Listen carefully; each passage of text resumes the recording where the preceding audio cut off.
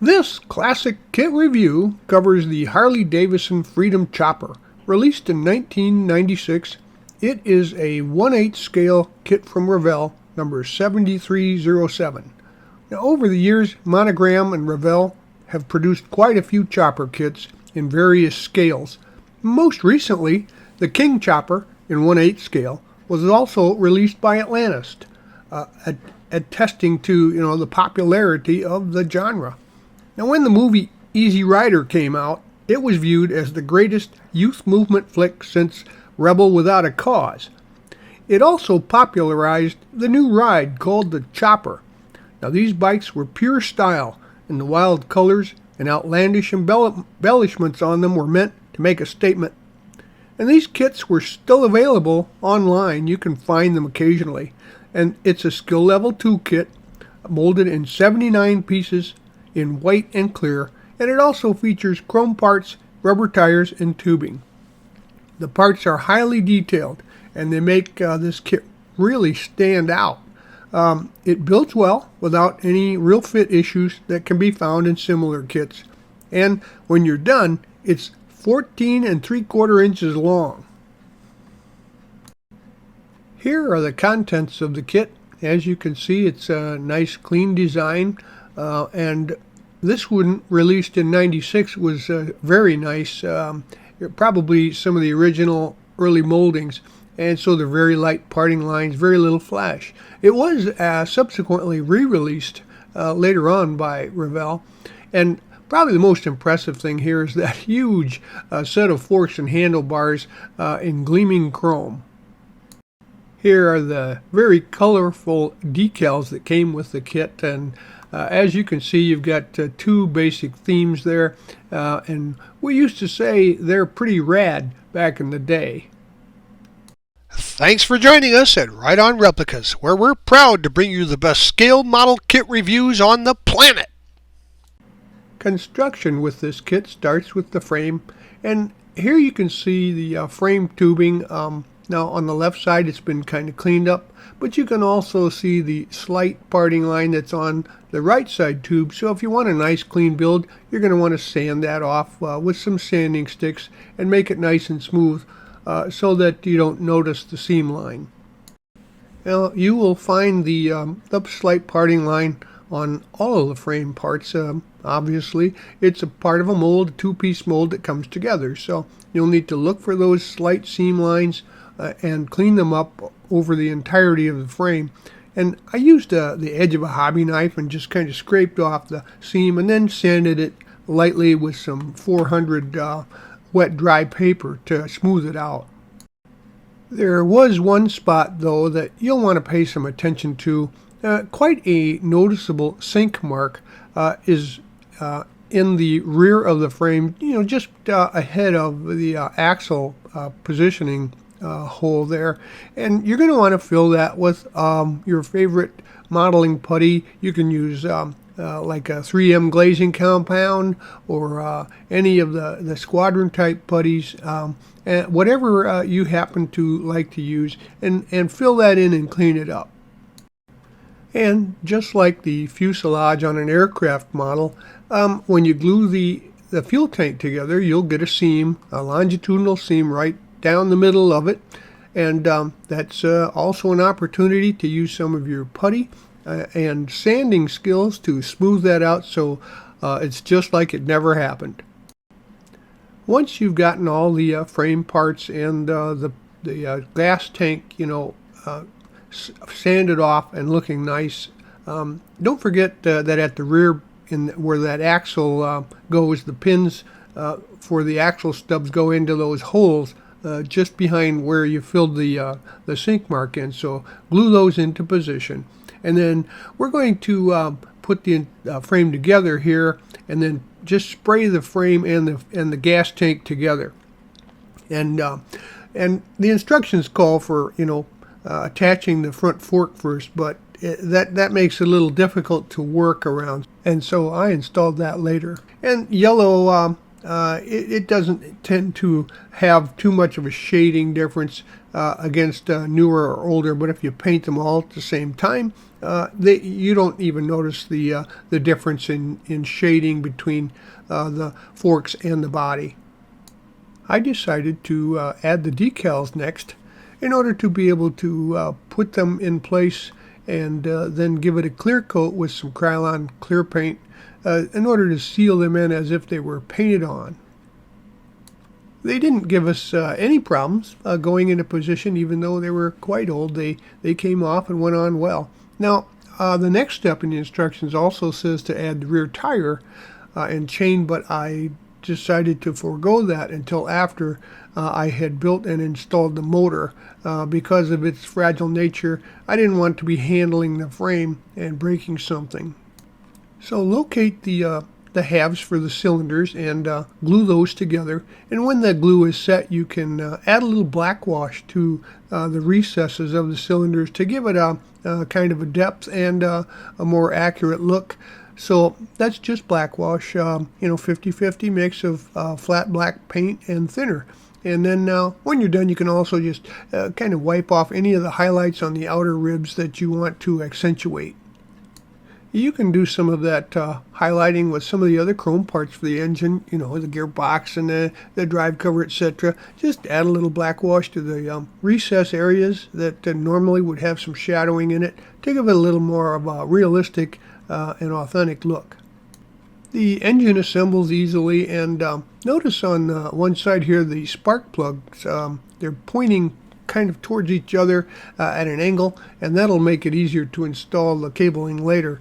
And then go ahead and paint the generator flat black. And next we're going to attach the engine to the frame, but first you'll need to paint some things. The regulator gets painted metallic silver. The coil halves, parts 7 and 8, they're metallic gold. And once those pieces are dried, added to the engine, the instructions indicate that you put it in from the left side, but I found that it was easier to mount it from the right side. Now glue them both to the support bar and then mount the engine into its opening using the tabs and slots provided. Here's a view from the other side, and as I had suspected, it's a tight fit. You'll need to have a little patience and wiggle it into position so that it fits, but once it's there, it's really nicely mounted. There's not too much need, but you'll want to tack it in place with a little glue. And remember, you have to scrape off any of the chrome plating or paint if you want the parts to stick together. Now let's work on the wheel assembly and go ahead and get the chrome spoke halves, and then don't forget, of course, the tire insert for the rear tire. And then go ahead and put those together. They just sandwich around the tire. You could also scuff up the tread a little bit with some light sandpaper to give it a road look. And then I used a little bit of that black wash once again to kind of highlight where the spokes come together and make contact points to give it a little definition. Now this is the point at which much of your assembly comes together. And first you're going to assemble the oil tank halves, that's parts 9 and 10, and attach the oil canister to the frame. And you'll also notice that I've attached the fuel and the oil lines. In the instructions, it leaves those for later, but it's hard to put those into place after assembly. And I also found that just barely heating up the ends of the tubing with some a lighter or something like that, and then sticking a toothpick in it, like a round toothpick, would open up the ends a little bit to help install them onto their locations. Now be careful of those pins when you're attaching the hoses. Kind of, if you can, put something behind it to give it some strength so that when you push the hoses on, you don't break them off. Now the kickstand, that's part 13, it's operational, so you have to be careful when you assemble it. You can place the kickstand into the mounting bracket and snap the bracket number 12 into place into the square hole in the frame. Now add some glue to the bracket on the inside of the frame to secure it in place.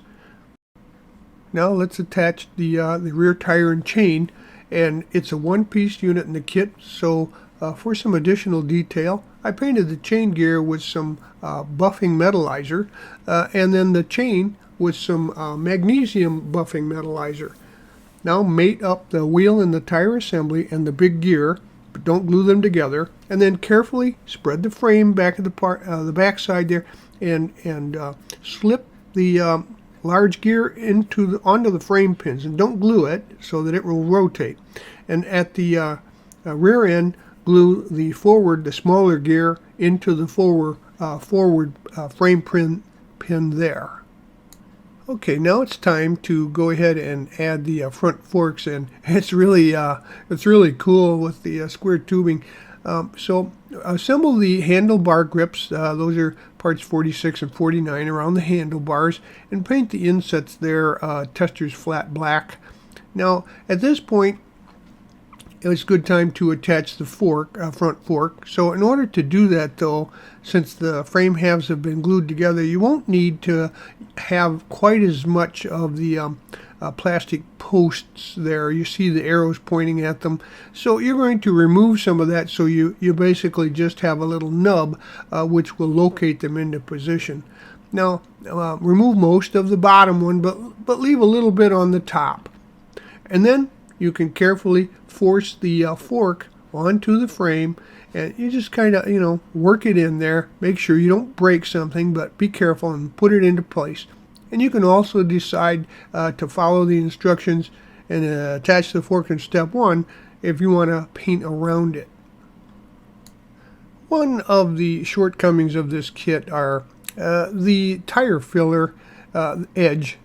It's very obvious. You can see the red arrow here that points that out, and because it's in front, you really notice it. So about the best way to deal with it is to make sure that you turn the wheel away from this side on your display shelf. But it's just part of the build from that era, and you either have to accept it or come up with a different kind of tire. Next, you can add the front tire and just spread the forks apart slightly and attach the tire to the axle pins, but don't cement them. Now the throttle cable has been added, and then glue the sissy bar, we used to call it, to the back of the frame there, and then add the rear fender. Now glue the Maltese cross to the sissy bar before you glue it to the frame. And then I went and painted the seat just a black primer and glued it to the fender. And now we'll wrap things up for construction. On the right side, install the exhaust pipes, and as one last touch, I painted the exhaust tips flat black. Now paint the rubber portions flat black of the gear shift, and add the gearbox pedal to the hole in the gearbox.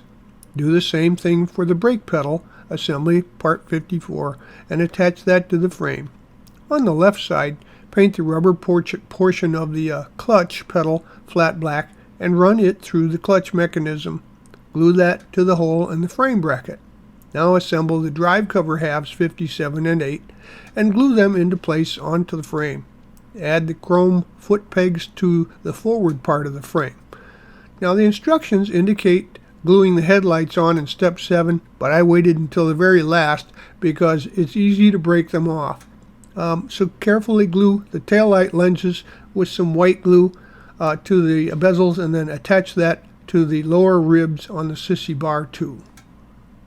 Well, there you have it. As you can see, this is quite an impressive model, and at over a foot long, it's going to take up some space on your shelf, but it goes together well, it looks great, and it's representative of the days of the chopper, when you could see these heading out on the highway and people with leather jackets on them. Nonetheless, they were pretty cool. They always had the cool factor. So if I were you, I'd buy one and put it on my shelf. Thanks for joining us at Right On Replicas, where we're proud to bring you the best scale model kit reviews on the planet. This review is brought to you in part by Ryder's Hobby Shops, where the fun begins. Stop in to one of Ryder's 2 convenient Michigan locations, where you'll find a full range of the latest hobby products, supplies, parts, tools, and paint. You'll find aisles and aisles of scale model kits, RC models, model rockets, Warhammer gaming, and railroading products. Stop in at Riders today and tell them Doug sent you.